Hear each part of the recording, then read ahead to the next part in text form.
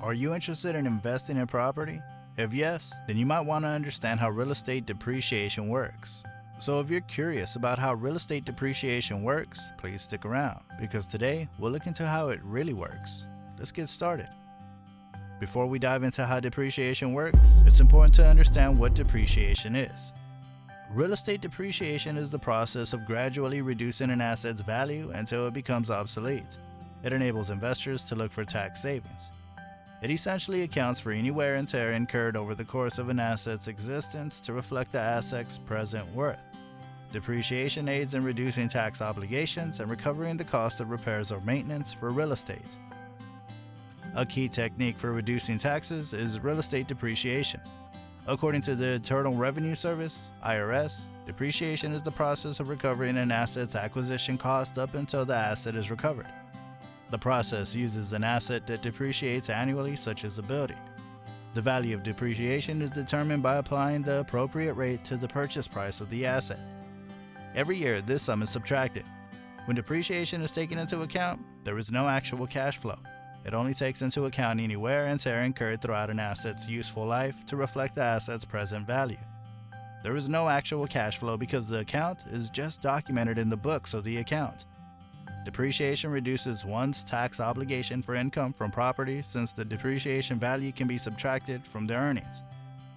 Depreciation is additionally utilized to recoup the cost of property upkeep or renovations.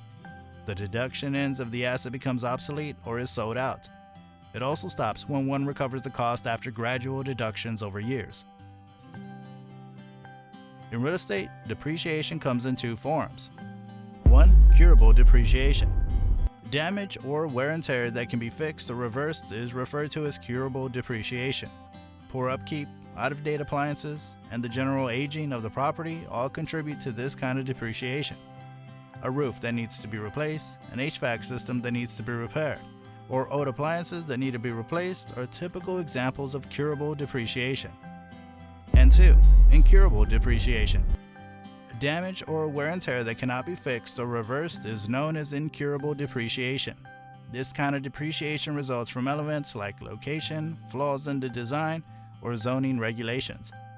A house on a floodplain, a neighborhood with a high crime rate, or a place with a subpar septic system are typical examples of depreciation.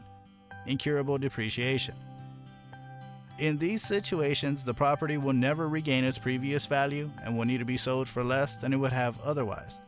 Depreciation can be calculated using a number of different approaches.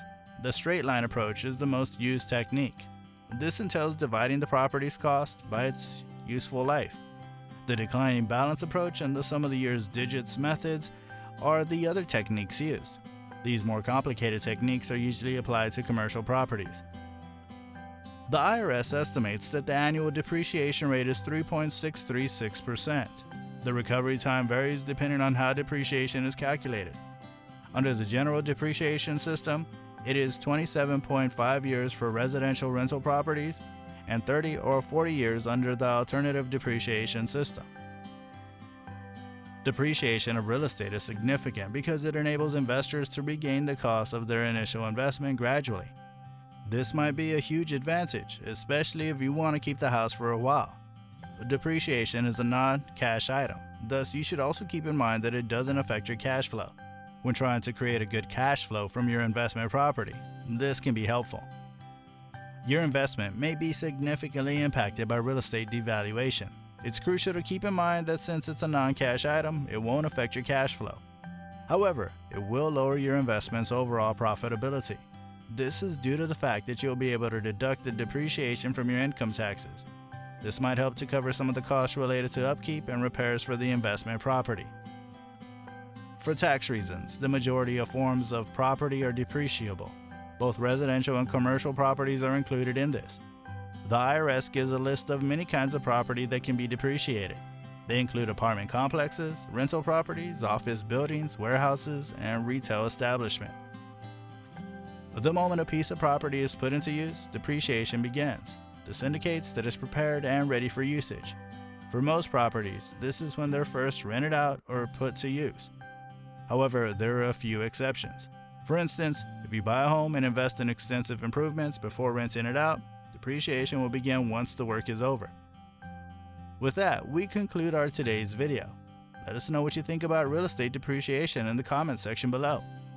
If you find the video informative, press the like button and do subscribe to our channel to watch more informative videos like this in the future. Goodbye.